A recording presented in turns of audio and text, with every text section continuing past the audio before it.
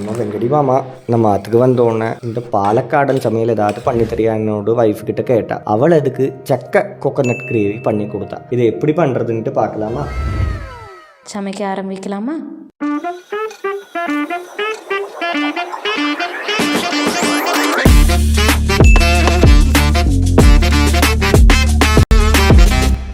ஒரு சட்டி எடுத்துங்கோ. இதில் கொஞ்சம் வெள்ளத்தை விட்டுட்டு இதில் கொஞ்சம் டர்மரிக் பவுடரும் கொஞ்சம் உப்பையும் போட்டுட்டு இங்கே 1 டீஸ்பூன் தான் போட்டிருக்கு. அதில் வந்து நம்ம கட் பண்ணிருக்கிற இந்த சக்கை எடுத்து அந்த சட்டியில் போட்டுக்கலாம். போட்டுட்டு இதை நம்ம கொஞ்சம் கொதிக்க விடலாம். இப்போ பார்த்தோன்னா கொதி ஆரம்பிச்சிருக்கு. இன்னும் நன்னாயிட்டு கொதிக்கணும். இது ரொம்ப டைம் டேக்கிங் ப்ராசஸ் தான். ஆனால் இந்த கிரேவி வந்து ரொம்ப டேஸ்டியாக இருக்குது. இதா நன்னா கொதி வந்தாச்சு. இப்போது சாஃப்டாக இருக்கணும். அது எப்படி சாஃப்டாக இருக்கும் பண்ணிட்டு காட்டித்தரோன்ட்டலாம். ஒன்று எடுத்துருக்கு. அதுலேருந்து ஒரு கட் பண்ண சக்கை எடுத்துருக்கு. அதில் சாஃப்டாக இந்த மாதிரி ஒரு டெக்ஸ்சரில் இருக்குது. இதை எடுத்துகிட்டு சைடில் வச்சுங்க. இப்போ ஒரு குக்கரை ஆன் பண்ணிவிட்டு ஒரு 4 டேபிள் ஸ்பூன் எண்ணெய் விட்டுங்கோ. இங்கே நாங்கள் யூஸ் பண்ணுறது சன்ஃப்ளவர் ஆயில். உங்களுக்கு வேணும்னா இந்த கோகோனட் ஆயிலையும் யூஸ் பண்ணிக்கலாம். இதில் வந்து நம்ம இந்த ஹோல் ஸ்பைசஸ் சொல்கிற இந்த பிரியாணி லீஃபும் ஏலக்கையும் இந்த சோஃபியும் ஜீராவியும் எல்லாம் போட்டுட்டு உங்களுக்கு எந்த மாதிரி ஹோல் ஸ்பைசஸ் இஷ்டமோ எது வேணாலும் சேர்த்துக்கலாம். நாங்கள் இங்கே இது தான் சேர்த்தின்னு இருக்கோம். இதில் ஒரு மிளகா காரம் வேணும்னா நீங்கள் 2-3 மிளகா எடுத்துக்கலாம். இங்கே நாங்கள் ஒன்று தான் எடுத்துருக்கோம். பின்ன ஒரு ஆனியனையும் வெட்டி எடுத்த ஆனியனை எடுத்து அதில் கலக்கின்னு இருக்கோம். இப்போ இந்த ஆனியன் சாஃப்டாக ஆச்சு. இந்த ஜிஞ்சர் கார்லிக் பேஸ்ட் நாங்கள் போட்டுருக்கோம்.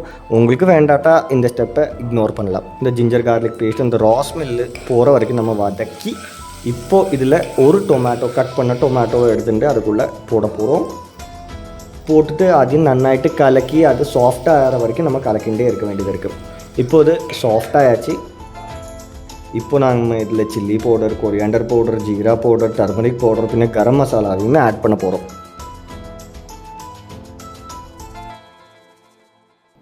இப்போ எல்லாம் ஆட் பண்ணிவிட்டு ஒரே இளக்கணும். எல்லாம் நன்னாயிட்டு மிக்ஸ் ஆகிற வரைக்கும் இளக்கியாச்சு. இப்போ கருவேப்பிலை, இந்த கருவேப்பிலையும் போட்டுட்டு நன்னாயிட்டு ஒரு இளக்குங்க. இப்போ இதில் 1 கப்பு வெள்ளத்தை விட்டுக்கலாம். விட்டுட்டு அதை நன்னாயிட்டு இளக்கி திருப்பியும் இந்த வாட்டரி கன்சிஸ்டன்சி வர இளக்கியாச்சு. இப்போ கொதியும் ஆரம்பித்தாச்சு. திருப்பியும் அதை நன்னாயிட்டு மிக்ஸ் பண்ணிக்கலாம். பண்ணிட்டு விட்டு இப்போ வந்து நம்ம அந்த ரெடி பண்ணி வச்சுருக்கிற சக்கை எடுத்து இதில் போட்டுக்கலாம். அப்புறம் 1 கப்பு அதாவது 1 பொட்டாட்டோ கட் பண்ணி வச்சுருக்கிறது அதையும் எடுத்துட்டு இந்த குக்கருக்குள்ளே நம்ம சக்கை கூட மிக்ஸ் பண்ணிக்கலாம். அது நன்னாயிட்டு மிக்ஸ் ஆனோம்.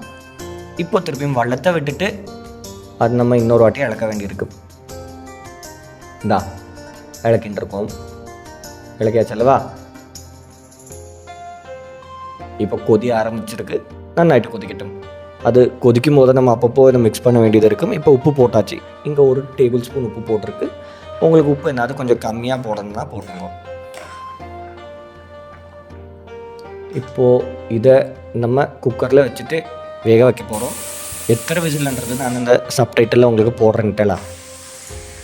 இது நன்னாயிட்டு வெந்திருக்கும். ஆல்ரெடி ஒரு வாட்டி நம்ம பாதி வேக வச்சாச்சு இந்த சட்டியில்.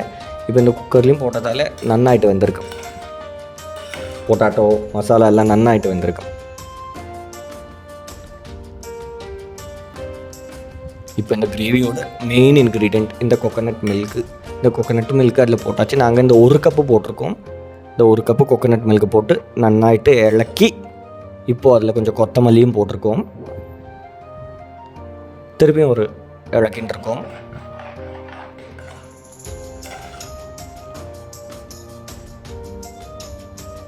உப்பெல்லாம் கரெக்டாக இருக்காண்டிட்டு இந்த ஸ்டேஜில் செக் பண்ணட்டலாம்.